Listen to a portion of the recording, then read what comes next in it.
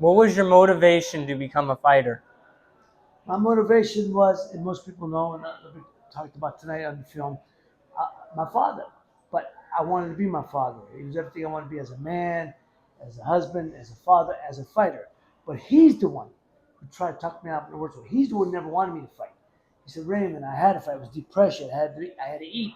I had no education. He said, you, me. I said, I had academics, athletic scholarships to go to college. I had a professional baseball offer. I had other opportunities. But you want me to get that education, try, whatever. But I said, no, I want to be a fighter, win the title for you. So what's he going to say? He's got to say yes at that moment. Yeah, you got to go with it, right? And what was your training routine while you were fighting? Well, there's nothing exciting about boxing training. Get up in the morning, 6 in the morning, do road work, down the road by 6:30. Come back, you just go to sleep, you rest a couple, get up, go to the gym in the afternoon, shadow box, bag work. If you're gonna spar, after you shadow box, you spar, then you do heavy bag work, speed bag work, jump rope, and then body work.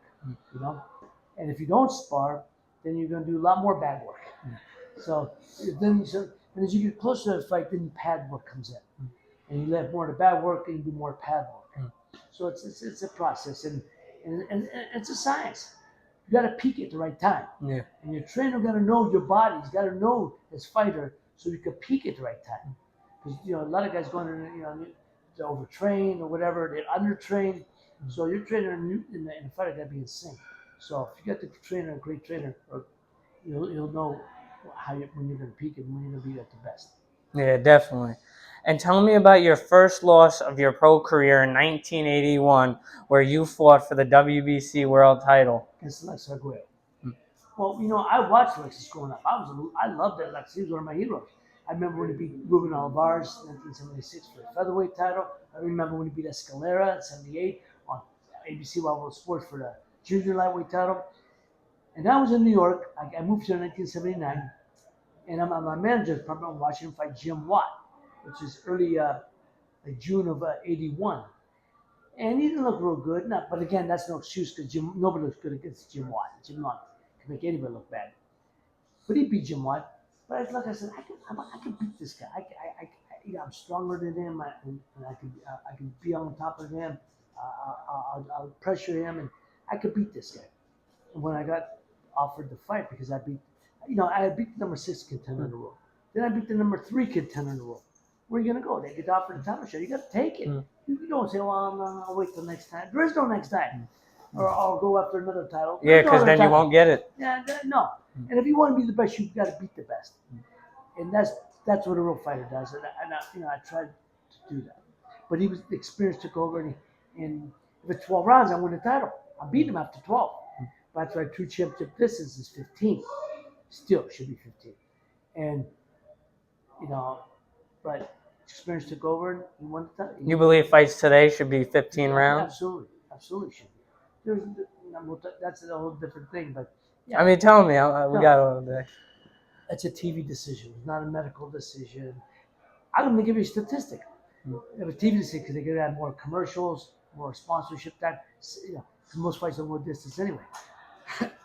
True chip distance is 15. If not, the history of boxing would be changed. For instance, Joe Louis was way behind Billy Conn going into the 13th round. He knocked Billy Conn out in the 13th round. Rocky Marciano was behind Joe Walker going into the 13th round.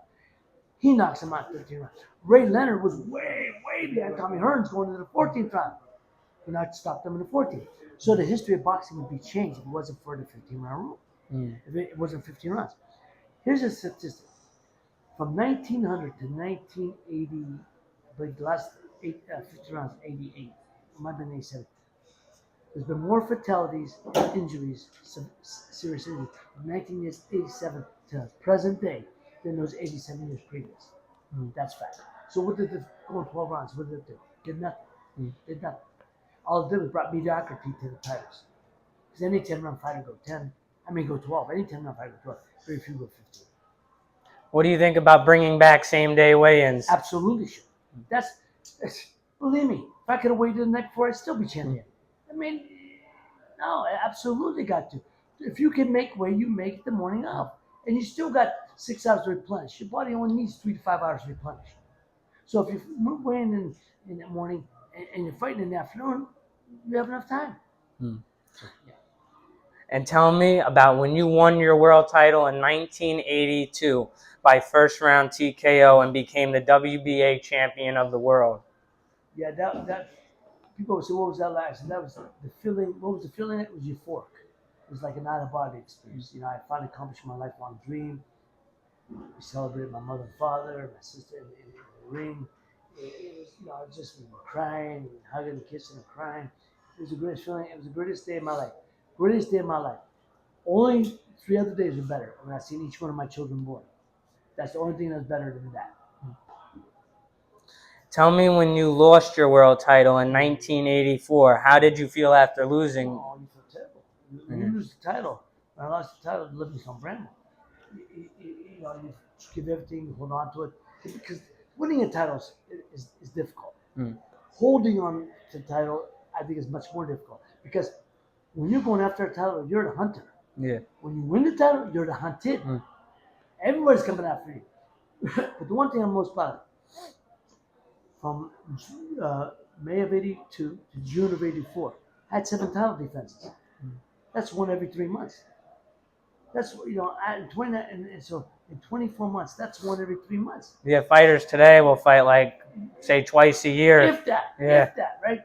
So, and they still get titles. It Yeah. means nothing. But the boxing game screwed up. It means nothing anymore. But that time it meant something. And to be a champion, you want to be a fighting champion. And I fought one thing about balls, my title defense. I fought. I only fought one American fighter. All the guys, or 2 American fighters. Well, no, Bramble wasn't from here. One American fighter that was born in the States. All the other fights were guys that were, you know, around the world.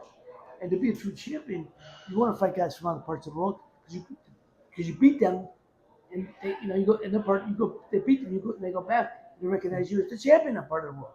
Yeah. So What do you think about Floyd Mayweather? And he's the greatest of all time, all that stuff. I don't believe he is. I don't believe he is. I like Floyd, good kid, bit delusional, but like he's 50. I feel like he's a cherry picker.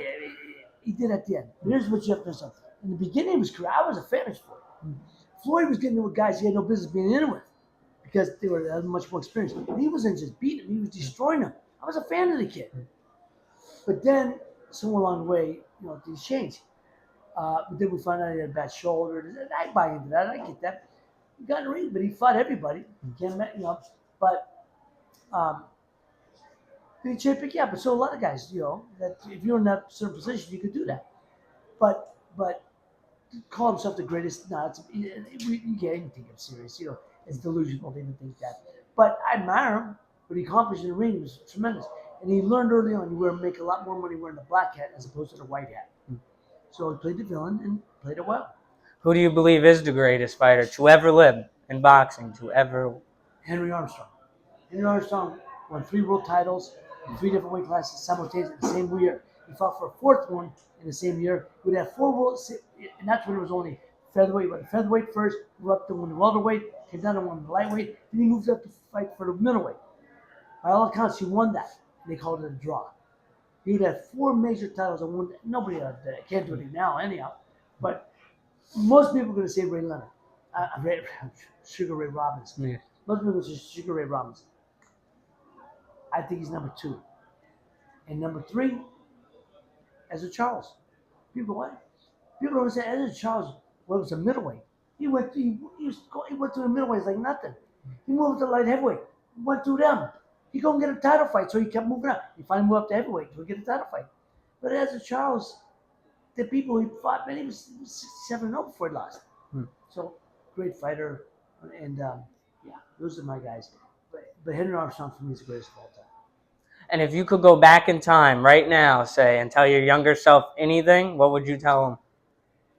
You know, I like to think I enjoyed the ride, so I'd say I can't say I enjoyed the ride because I did. I thought I did. I enjoyed the ride. Can't say pay the dues because I paid the dues. I think I would have. I don't know. You know, it's hard. I don't know. Maybe I took every fight they offered to me after that. I found no fights. So you can't say I wish I had a certain. I mean, there's certain fighters I would love to fight. I would love to fight Hector Camacho in our prime, 1983, 84. Love to fight Aaron Pryor, 83, 84. But didn't materialize. Maybe that's the only thing I could say. I would love to have unified the title at some point, but it didn't materialize. But you can't, that's it. But I don't, the one thing I'm learning, I don't live with regrets. I kind of look forward a little more educated. And tell me when you fought Hector Camacho for the WBO world title. I was 1989. I'd been retired 4 years. Came back 4 years later. I still stayed in shape, but that was personal. That's why I came back. Plus, he's not a puncher, and then I wasn't gonna get. I didn't think I was gonna get hurt, which I didn't. So I was still in shape, but I moved to California. I was in the entertainment business. I was living a good life, but Camacho was the fight I always wanted. So when I got offered a fight, I said, "Yeah, man, I'll do that in the New York Minute." And as you know, being from here, that's faster than most. So I said, "Yeah, let's do it." And so I fought.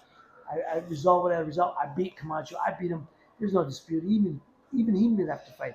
An interviewer said, Spanish interviewer said, "You lost the fight." He goes, "Yeah, I lost it, but they gave it to me, so I won." So easy. And would you say fighters today are mentally weaker than fighters of the past? I would think so. I would think so. They don't have to make weight the morning of. They have to make weight the morning of, which you should. Then we got to go 12. Any 10-round fighter go 12. Very few go 15. And the people say there's not as many good fighters. There's a lot of good fighters. There's not many good trainers. Trainers are well schooled. So these guys are very basic. They take their amateur trainer. Most of these guys take their amateur trainers and they turn pro, and they still fight like amateurs. And tell me about the event here today. How are you enjoying it so far? From Pomara and Long Island Boxing Club got in touch with me, invited me to come up, and I was honored that he would want to showcase the documentary made on me. It's an honor for me to be here, and I see so many friends that have come, and people just want to see the documentary. I'm honored, truly honored that they invited me, and truly honored that people would come to watch it. And I'm going to be here, shaking hands, kissing babies, taking pictures, and answer any and all questions at the end. That's all the questions I have for you today. It was nice to meet you, and we got a great interview. Thank you, I appreciate it. Thanks to everybody who watched. Make sure to like and subscribe. Ray Mancini interview, former WBA world champion. Thank you to all who watched.